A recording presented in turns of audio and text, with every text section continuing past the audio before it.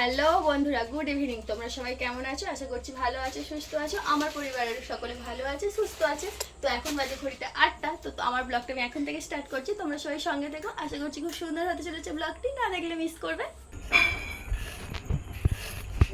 তো বন্ধুরা দেখো, আমি তারপরে বসে পড়েছি আনাজ নিয়ে।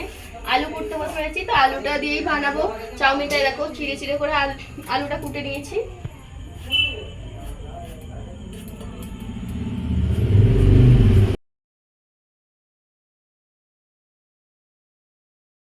তারপরে দেখতেই পাচ্ছ বন্ধুরা, আমি পেঁয়াজটা ভালোভাবে ছোটো ছোটো করে কুচিয়ে নিচ্ছি।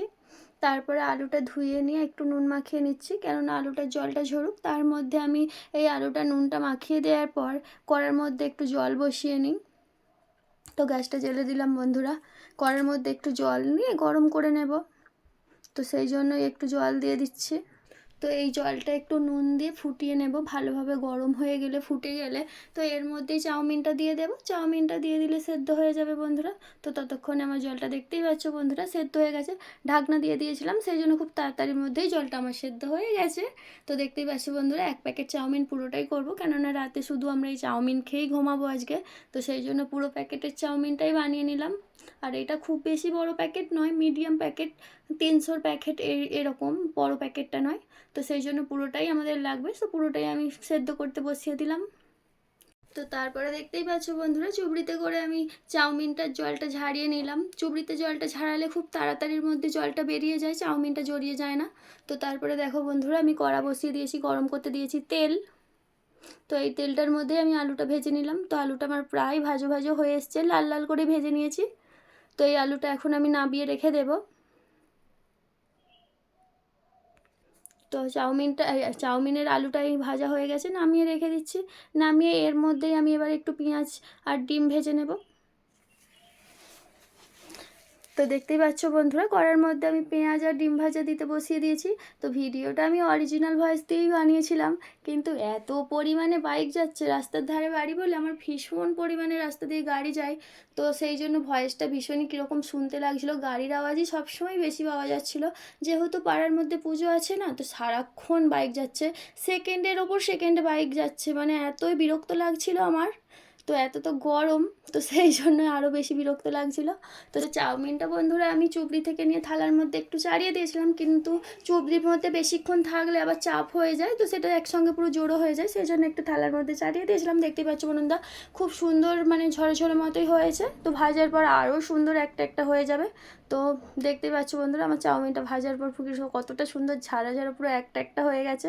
পুরো সুন্দরভাবে কোনো জড়িয়ে নেই বা জড়তো ভাব নেই, খুব সুন্দর পারফেক্টভাবেই হয়েছে।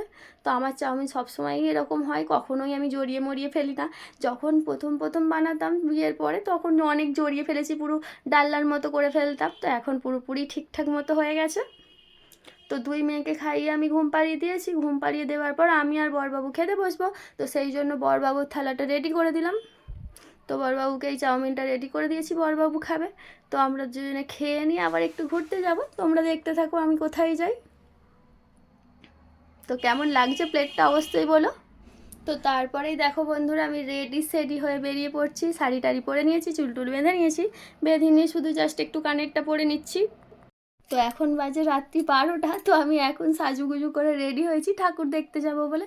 2 মেয়েকে খাইয়ে ঘুম পাড়িয়ে দিয়েছি, আর মাকে এই বাড়িতে শুতে বলেছি। মা এই বাড়িতে শোবে, আর আমি আর বরবাবু একটু বেরোবো। এই যে দেখতেই পাচ্ছ বন্ধুরা, আমাকে কেমন লাগছে বলো। তোমরা একটু কমেন্টে প্লিজ জানিও আমাকে কীরকম দেখতে লাগছে। খারাপ লাগলে খারাপ বলবে, ভালো লাগলে ভালো বলবে, কোনো মাইন্ড করবো না। কারণ মানুষের ভালো মন্দ নিয়েই তো পৃথিবীটা চলছে। তো খারাপ লাগলেও কোনো অসুবিধা নেই, ভালো লাগলেও কোনো মানে আমারও ভালো লাগবে। তো খারাপ লাগলে তো মানুষ খারাপই বলবে। তো তারপরে আমি আর বরবাবু চলে যাচ্ছিলাম, দেখো বন্ধুরা, রাস্তায় বেরিয়েই পড়েছিলাম, হাঁটছিলাম।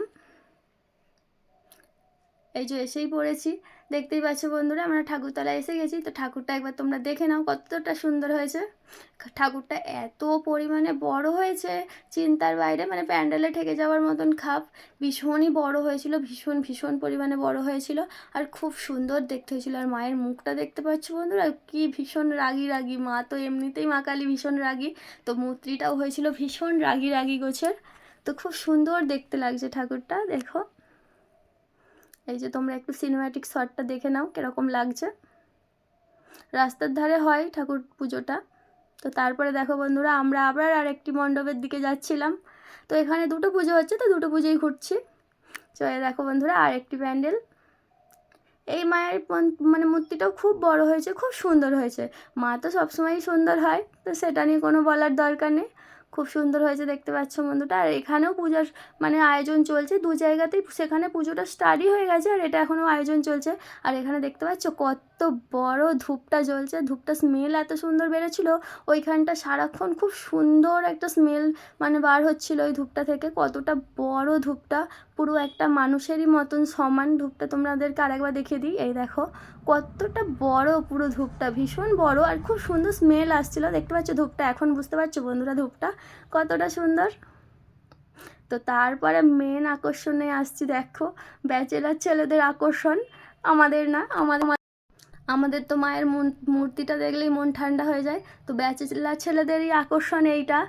এখানে তো বরবাবু প্রথমে পৌঁছাতেই পারছিল না, এত পরিমাণে ভিড় ছিল, ভীষণ ভীষণ পরিমাণে ভিড় ছিল। একটু আগেই গানটা চলছিল, বক্সটা বাজছিল, এখন ঠান্ডা হতে তাই এখানে এসে মানে ভিডিওটা বানানো যাচ্ছে, বন্ধ হয়ে গেছে।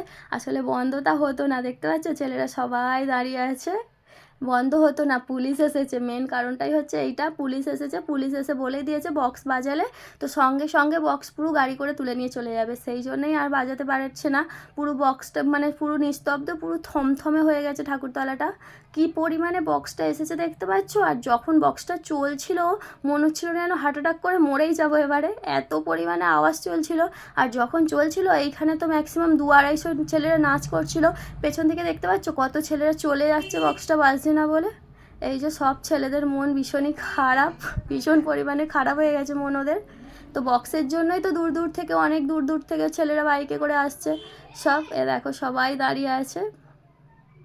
আর এ দেখো এখানেও সব মানে ছেলেরা দাঁড়িয়ে আছে সব। এই দেখো রাস্তা দিয়ে সব বাইকে, মানে রাস্তার ধারে পুজোটা হয় তো অনেক দূর দূর থেকে মানুষ আসে আর ভিড়, ভীষণ পরিমাণে ভিড় হয়েছে।